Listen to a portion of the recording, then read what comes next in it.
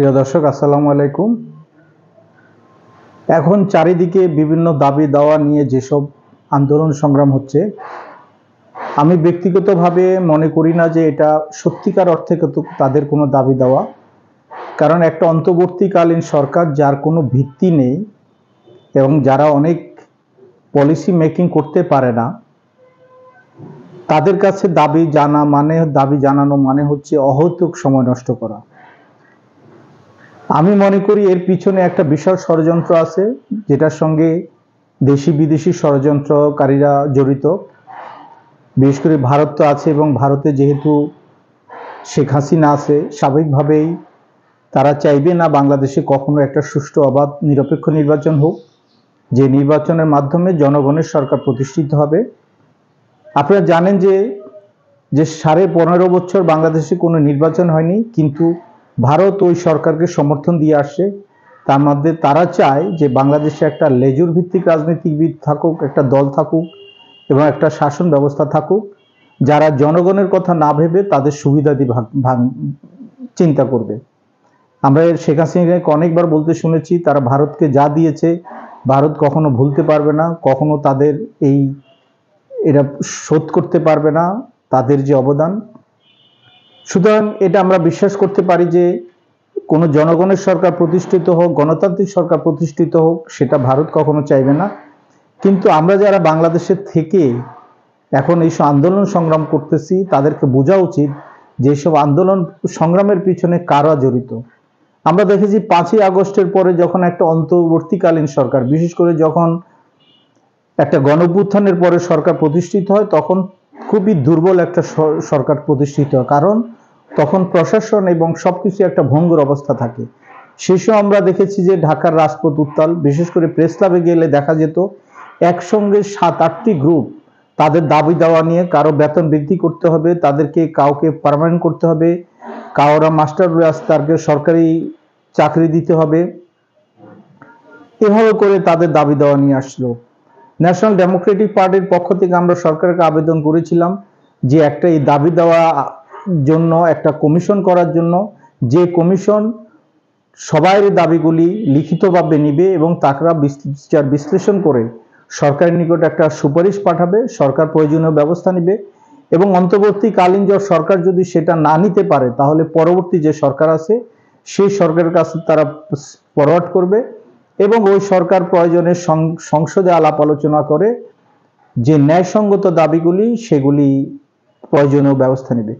কিন্তু আমরা দেখেছি কেউ কারো কথা শুনছে না, সরকার না শুনছে তাদের দাবির কথা, এবং দাবিওয়ালারা না চিন্তা করছে দেশের কথা। তারা এখন এখানে কিছু সংঘবদ্ধ লোক জড়িত আছে, যারা নিজের স্বার্থে তাদের সংগঠনকে ব্যবহার করে। যেসব শ্রমিক সংগঠন বা বিভিন্ন সংগঠন আছে, তারা দেখা যায় যারা নেতৃত্বে আছে, তারা বিভিন্নভাবে বিভিন্ন সংস্থা থেকে বিভিন্ন দেশ থেকে পয়সা পায়, আর সাধারণ লোকজনকে যারা কিছু বুঝতে পারে না তাদেরকে দিয়ে তারা সংগ্রাম করে, আন্দোলন করে, এবং যারা আন্দোলনকারী তারাও তাদেরকে মেনে চলে। এই জন্য তারাও চায় না যে তাদের একটা সংগঠন নষ্ট হোক। সুতরাং সরকারকে এবং রাজনীতিবিদদেরকে এ ব্যাপারে সোচ্চার হইতে হবে। এই যে আমরা গতকালকে একটা দেখেছি যে কাদিয়ানীদেরকে নিয়ে তাদেরকে অমুসলিম ঘোষণা করার জন্য একটা বড় মিটিং হয়েছে, এখানে প্রায় অনেক রাজনৈতিক দল, বিএনপি সহ সেখানে যোগ দিয়েছিল। কিন্তু আমার প্রশ্ন হচ্ছে, নির্বাচনের ঠিক আগে কেন এসব হবে? এই দাবিকে আমিও সমর্থন করি, কিন্তু এই দাবি করতে হবে একটা নির্বাচিত সরকারের কাছে, এই দাবির প্রশ্ন নিয়ে আসতে হবে পার্লামেন্টে। এখন যে জিনিসটা খুবই প্রয়োজনীয় সেটা হচ্ছে যে কিভাবে একটা অবাধ, নিরপেক্ষ এবং সুষ্ঠু নির্বাচনের পথে মাধ্যমে একটি গণতান্ত্রিক সরকার প্রতিষ্ঠিত হবে, জনগণের সরকার প্রতিষ্ঠিত হবে। এখন সকল রাজনৈতিক দলের উচিত যে তাদের লিখিত দাবি দেওয়া নির্বাচন কমিশনের কাছে দেয়া, যে নির্বাচন কমিশন যেন এখান থেকে তাদের পরামর্শ নিতে পারে, এবং নির্বাচনের কমিশনের উচিত সকল রাজনীতিবিদদের সঙ্গে একসঙ্গে মিলে তাদেরকে তাদের যে পরিকল্পনা আছে এবং রাজনীতিবিদদের যেটা আছে সম্মিলিতভাবে একটা পলিসি বের করা, যাতে নির্বাচনটা অবাধ, সুষ্ঠু, গ্রহণযোগ্য হয়, এবং এই নির্বাচনের মাধ্যমে যেন ভবিষ্যতের নির্বাচনগুলিও একটু অবাধ, সুষ্ঠু, নিরপেক্ষ হয়। কারণ একটা নির্বাচনে যে দেশের সুষ্ঠু নির্বাচনের মানুষের আশা আকাঙ্ক্ষা প্রতিফলিত হবে তা না। একটা অবাধ সুষ্ঠু নিরপেক্ষ নির্বাচনে আমাদের সিস্টেম করে নিয়ে আসতে আরও হয়তো 2-1টা নির্বাচন লাগবে।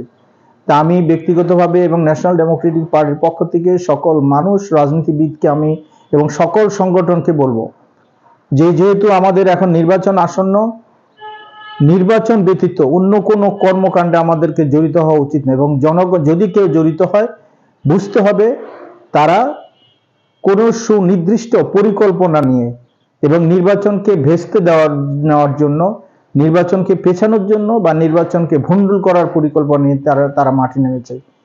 আমি সরাসরি বলতে চাই, আমরা যদি দেখি যে এখন এই মুহূর্তে যখন নির্বাচন কমিশন আলাপ আলোচনা করার জন্য একটা সময় নির্ধারণ করে দিয়েছে কয়েকটি রাজনৈতিক দলকে, এরপরে যদি কেউ নির্বাচন সংশ্লিষ্টতা ছাড়া অন্য কোনো দাবি দাওয়া নিয়ে আসে, বুঝতে হবে তারা ভারতের পরিকল্পনার সঙ্গে জড়িত এবং তারা নির্বাচন ভণ্ডুল করতে চায়। ধন্যবাদ সবাইকে। আসসালাম।